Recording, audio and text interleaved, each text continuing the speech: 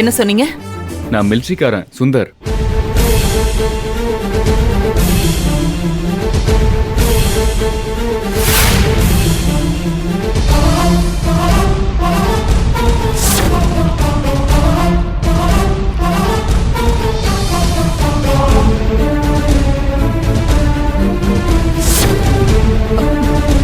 காயத்ரி உங்களை பத்தி நிறைய சொல்லிருக்கா.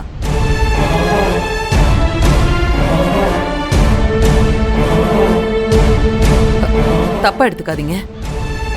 நீங்க இறந்து போயிட்டதா தகவல் வந்ததே. நீங்க மட்டும் இல்ல, அந்த கேம்ப்ல என் கூட வேலை பார்த்த எல்லாருமே அப்படிதான் நினைச்சிட்டாங்க. டெரரிஸ்ட் கூட நடந்த சண்டையில என் காலில் குண்டடிப்பட்டு ஒரு ஹில்ஸ் ஏரியால மயங்கி கிடந்தேன். எத்தனை நாள் அங்க மயங்கி கிடந்தேன்னு எனக்கே தெரியாது.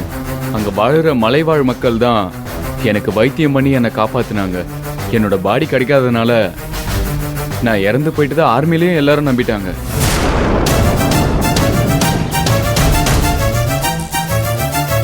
என்னோட காயத்ரிக்காக தான் இந்த உயிர் இன்னமும் இந்த உடம்ப விட்டு போகாம இந்த உலகத்தை புடிச்சு வச்சிருக்கு.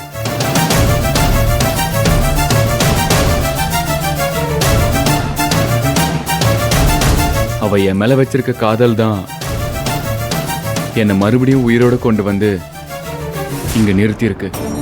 காயத்ரியும் உங்களையே நினைச்சு வேற ஒரு கல்யாணம் பண்ணிக்காம தனி மரமா வாழ்ந்துட்டு இருக்கா.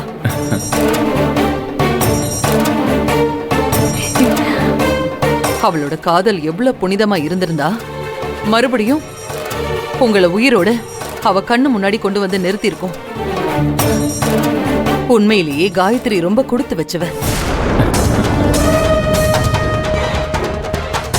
தம்பி, உங்களை மட்டும் காயத்ரி நேர்ல பார்த்தான்னு வச்சுக்கோங்க, அப்படியே சந்தோஷத்துல அவ பூரிச்சு போயிடுவா. நீங்க இங்க வந்ததுல எங்களுக்கெல்லாம் எவ்வளவு சந்தோஷமா இருக்கு தெரியுமா? அடுத்தடுத்து இந்த வீட்டுல சுபகாரியம் நடக்கிறதுக்கு நீங்க தான் காரணமா இருக்க போறீங்க. காயத்ரியோட வாழ்க்கை இப்படி வெறுமை ஆயிடுச்சேன்னு நாங்க எல்லாரும் வருத்தப்பட்டுட்டு இருந்தோம். மறுபடியும் அவ வாழ்க்கையை நீங்க பிரகாசமாக்கிட்டீங்க. ரொம்ப சந்தோஷம் தம்பி. ஆமா, காயத்ரி எங்க? காயத்ரியை மட்டும் காணோம். காயத்ரியை நான் பார்க்கலாமா? என்ன தம்பி இப்படி கேட்டுட்டீங்க? உங்களுக்கு சொந்தமான பொருளை நீங்க பாக்குறதுக்கு எங்க கிட்ட அனுமதி கேட்கணுமா? அது ஒண்ணும் இல்ல, ஒரு சின்ன கடத்தல் கேஸ்ல காயத்ரி ஜெயிலுக்கு போயிட்டு திரும்ப வந்துட்டு இருக்கா. காயத்ரி ஜெயிலுக்கு போயிருந்தாளா? என்ன பிரச்சனை? காயத்ரிக்கு எதுவும் ஆகலையே. அவ இப்ப எங்க தம்பி? காயத்ரி நீங்க நினைக்கிற மாதிரி தப்பு செஞ்சுட்டு ஜெயிலுக்கு போகல. எங்க குடும்பத்து மேலயும் எங்க கம்பெனி மேலயும் விழுந்த கலங்கத்தை துடைக்கிறதுக்காக தான் பழி ஏத்துக்கிட்டு ஜெயிலுக்கு போயிருக்கா. சொல்ல போனா அவ மேல எந்த குற்றமும் கிடையாது. இப்ப நீங்க வந்த நேரம் அவளுக்கு பெயில் கிடைச்சு திரும்ப வீட்டுக்கு தான் வந்துட்டு இருக்கா.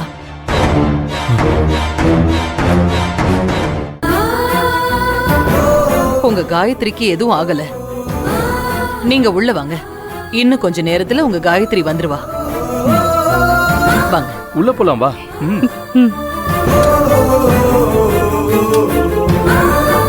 அண்ணே, அந்த குடிகாரனோட மகனா இவன்? ஆமா. இப்ப எதுவும் பேசாதீங்க, வாங்க. ஏன் நிக்கிறீங்க? உட்காருங்க. உட்காருங்க. சரிங்க. பாத்து.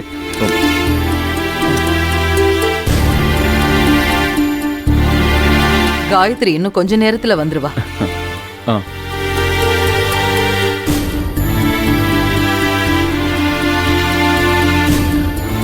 கண்ணம்மா, என்ன நீங்க வேடிக்கை பார்த்துட்டு இருக்கீங்க? தம்பிக்கு காஃபி கொண்டு வாங்க. பாட்டிமா, வேண்டாம் வேண்டாம், காஃபிலாம் வேண்டாங்க, பரவாயில்ல இருக்கு. அதெல்லாம் இல்ல. முதல்ல நம்ம வீட்டுக்கு வந்திருக்கீங்க, காஃபி சாப்பிட்டு தான் ஆகணும். சரிங்க மேடம். கண்ணம்மா, போய் எடுத்துட்டு வாங்க. இதோ.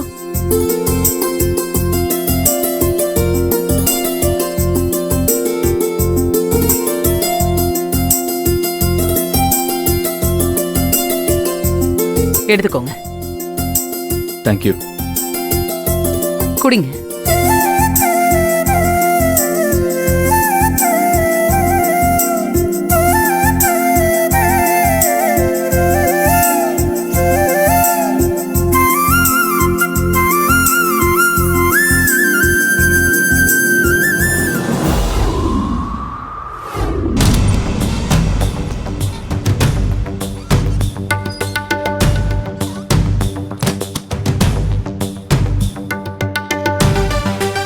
என்னென்ன இது? கிணறு வெட்ட பூதம் கிளம்பின கதையா? நம்ம செத்து போயிட்டான்னு நினைச்சவன் இன்னைக்கு உயிரோட வந்து நிக்கிறான். இப்ப என்னதானே பண்றது? எனக்கு ரொம்ப பயமா இருக்குன்னு. பயப்படாதம்மா. எதுக்காக பயப்படுற? வந்தவன் காயத்ரிக்காக வந்த மாதிரி எனக்கு தெரியல. ஏதோ பணம் பறிக்கிற நோக்கத்தோட தான் வந்திருக்கான். அது ஒன்றும் பிரச்சனை இல்லைம்மா. அவன் முகத்துல அவன் கேட்குற பணத்தை விட்டு எறிஞ்சா இந்த பிரச்சனையிலிருந்து அவனே விலகி போயிடுவான். டேய் சுப்பிரமணி, வந்திருக்கிறவன் முகத்தை பார்த்தா பணத்தை கொடுத்தா மட்டும் இந்த பிரச்சனை முடியிற மாதிரி எனக்கு தெரியலடா. நம்ம ரகசியம் எல்லாத்தையும் தெரிஞ்சுதான் அவன் இந்த வீட்டுக்குள்ள ஏதோ ஒரு திட்டத்தோட வந்திருக்கான்டா. அவனை சமாளிக்கிறது எனக்கு என்னமோ கஷ்டமா இருக்குன்னு தான் தோணுதுடா. அவன் எந்த எண்ணத்தோட வீட்டுக்குள்ள வந்திருக்கான்னு என்னால கண்டுபிடிக்க முடியல. அத முதல்ல கண்டுபிடிச்சா மட்டும்தான் இந்த பிரச்சனைக்கு ஒரு தீர்வு கிடைக்கும்னு எனக்கு தோணுது. எதுவா இருந்தாலும் முதல்ல அவங்கிட்ட பேசி பார்ப்போம். அதுக்கப்புறம் அவனுக்கு தகுந்த மாதிரி என்ன முடிவு வேணாலும் எடுக்கலாம். டேய், அந்த குடிகார பையன் இங்க அடிக்கடி வரும்போது எனக்கு குபீர்னு தூக்கி போடுச்சுடா. இப்ப அவன் போய் அவன் மகன் வந்து நிக்கிறான். ஒரு பிரச்சனை முடிஞ்சா இன்னொரு பிரச்சனை மண்டையை வெடிச்சிடும் போல இருக்குடா எனக்கு. என் புள்ள ஜெயில இருந்து வரா, அத நினைச்சு சந்தோஷப்படுறதா, இந்த படுபாவி இப்படி வந்து நிக்கிறத நினைச்சு வேதனைப்படுறதான்னு எனக்கு தெரியல. என் புள்ள வந்து நிக்கும் போது இந்த வெறும் பைய அவன் முன்னாடி வந்து நின்னா அத நினைச்சு அவன் மனசு என்ன பாடுபடும்னு எனக்கு தெரியல. சோதனையும் வேதனையுமாவே எங்க வாழ்க்கை ஆக்கிட்டிய தெய்வமே, இது உனக்கே அடுக்குமா? வருத்தப்படாதம்மா. எவ்வளவோ பிரச்சனைகளை பார்த்தாச்சு. இதுவும் அதுல ஒன்னா கடந்து போகுமே தவிர இது நம்மள எதுவும் பண்ணிடாது.